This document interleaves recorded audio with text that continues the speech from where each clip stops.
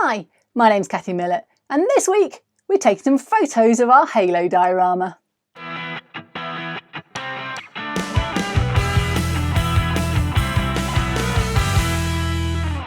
So our penultimate stroll through the halo jungle. It hasn't changed much since last week, but you can see that it's quite dark with moody patches of light. And really, when I'm photographing this diorama, I wanted to show it in its detail. So I haven't done that in this lighting setup. I'm going to actually do that in Photoshop next week because it's easy enough to do that.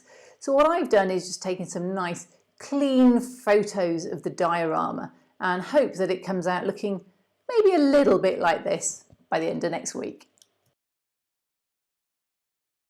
So for the last few weeks we've been building our diorama. Now we need to show it off to the world because, let's face it, everybody wants to see what you've been up to and they want to see it on the internet and they want to see it in photos, because in today's global world it's very rare you get to see some of these amazing pieces that people do in person. So what am I going to do? Well, first of all, I'm going to be taking a photo portrait of the entire diorama. Worth saying, I've got it on a blue background that's slightly lit, blue screen, so I can cut it out later. If I was taking this for just the normal internet, I'd probably put it with black behind it, and I've got a reflector or I've got a black sheet I can use instead, and that way you don't need to cut anything out. Because I want to cut it out for next week when we put a background in that's from the actual Halo game, then it's easier to cut it out if I've got blue. So you have a bit of a choice about backdrop, and think very carefully what's behind your diorama. If you can take it outside and you've done just a kind of trains or anything like that, if you can take it somewhere where it's got small hills in the background or small trees, you can get amazing shots that look real, because to be honest, nothing beats reality like reality. So, and if you're outside, of course you'll have sunshine and things like that, so you'll be able to do completely different. We're inside in my spare bedroom, and we've got the bright video lights on at the moment, and what we're going to do is take some photos. And to do that, I've got my camera and 3 flashes set up. So this flash has a gobo on it, and a gobo means a go-between. It's got a pattern on it that I'm hoping will cast shadows. Now, it's worth saying, if you haven't got flashes, you know, any LED or work lamp, desk lamp, you can use them all, but it's worth putting something in front of them that withstands heat, but like a opaque shower curtain or something, just to stop greaseproof paper, just to stop them being too bright and direct. You want a diffuse light, because what we're trying to do with a lot of these flashes is just add a bit of light, but we don't want them to be OTT.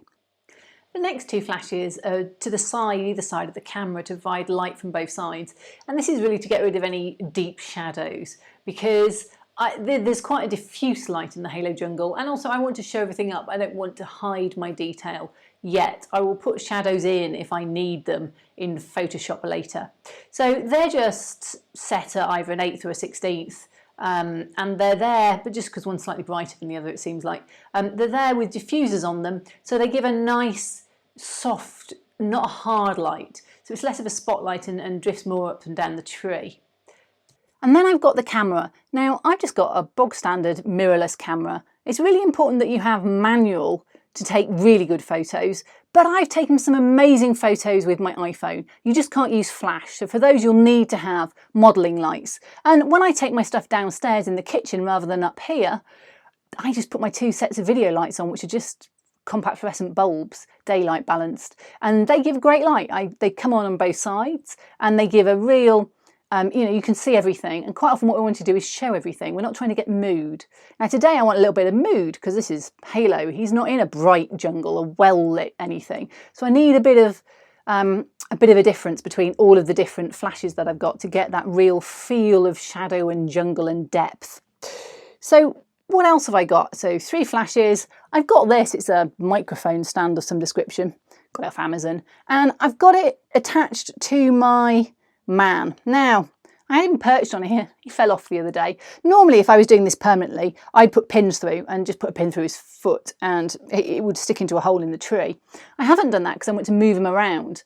And it means when it comes to photos, he doesn't stand there particularly well on his own, if at all. So, sad to say, he lost a leg yesterday when I was practicing. Yeah, It's glued back on with super glue now, so he's a bit limited on movement on that side, but he's still there, you know, it still moves a little bit. So basically, fishing line, I'll take that out in Photoshop later. It doesn't show up as much as some other things, but black thread, something like that. It's just wrapped around him, and it's just to make sure that if I knock him with my backside when I'm going through in this very small spare bedroom, then he doesn't end up on the floor like last time. And then final thing to talk about is I've got this on my app here. It's a Panasonic app because I've got a Panasonic camera, and that makes it very easy for me to adjust things. Obviously I'm in the photo at the moment, but it means I can get out the way of the photo, so it just makes it easier because I can change the focus and everything without having to fight my way into the camera that's in between all these video cameras and flashes and things. It's very good for getting your focus sorted, and the other thing is I can change all my settings on here, so I can do some test settings and see how it comes out. So we're going to get onto the camera settings in a minute, but first I'm going to get out the way of the picture. Right, so now I'm down, looks a lot darker, to my lights and the diorama. And we can, if I look at the picture that's on my Panasonic app, you can see that it's set. Now it looks fine at the moment. If I now take a photo, looks quite bright.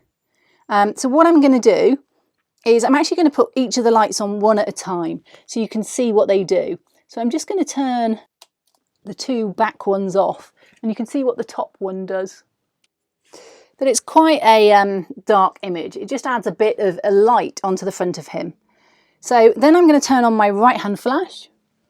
You can see that's quite a huge difference. Let's have another go and put this last flash on and we can see what a difference that makes. So we can see we've now got a very evenly lit scene. He stood there. It's very different to what we had before. So I played around a bit more.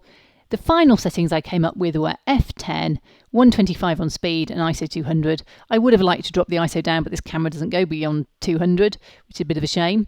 But the only other thing to say is I focused on his face. It's always worth focusing on people's faces in dioramas if you have them.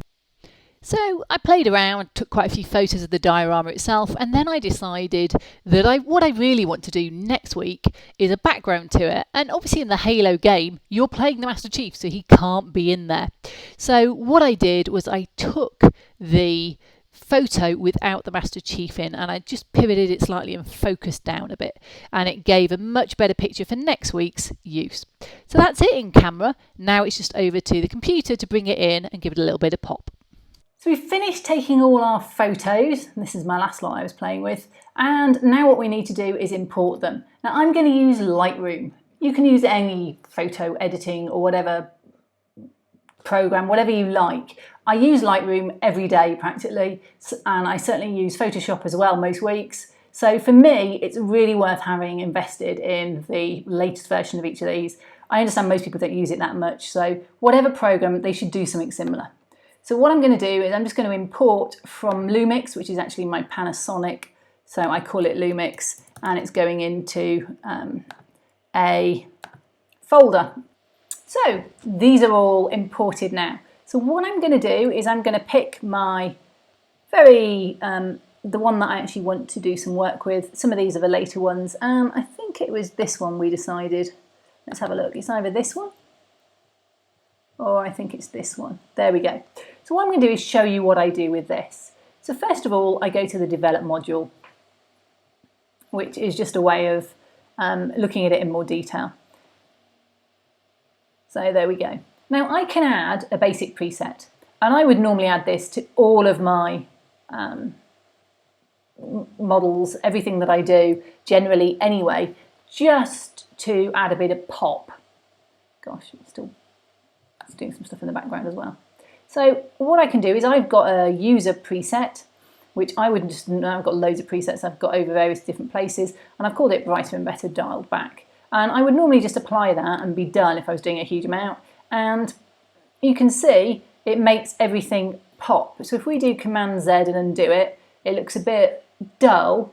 If we do redo, Shift Command Z, you can see, there we go, it just pops. It makes it easier to get the blue background out and things like that. So I would normally add that, but what I'm going to do is show you what that actually means on these so you understand.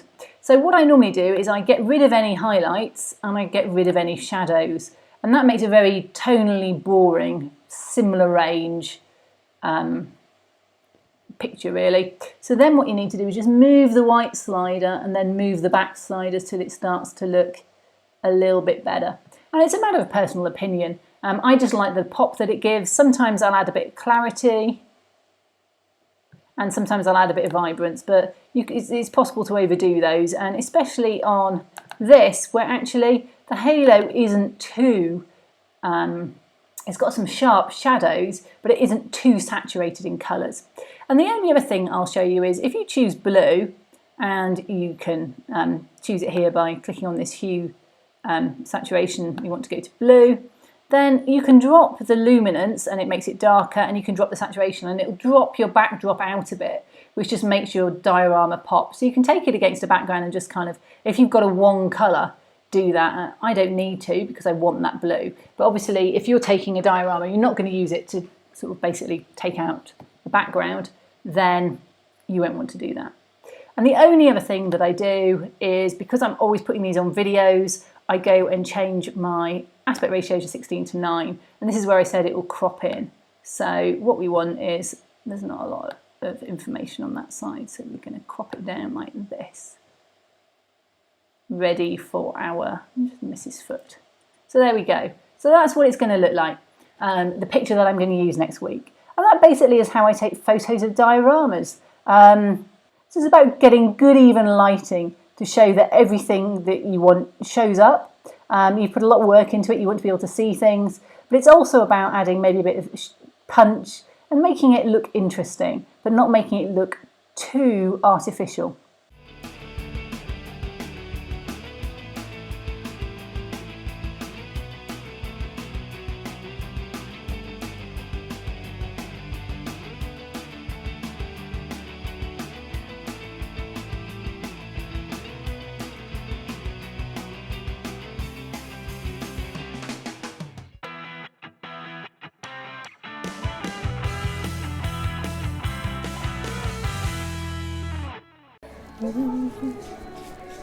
I do like coming to church.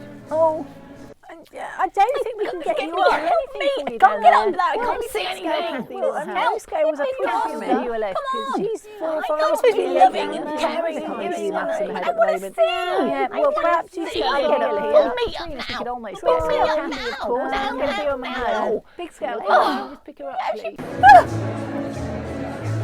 Oh, look, it's a giant hole. It's like something out of Tomb Raider. Look, it's just in the floor. What? No, we should have gone in her pocket and she offered. I thought it'd be fun to explore, but look, I mean, who puts holes like this in the floor?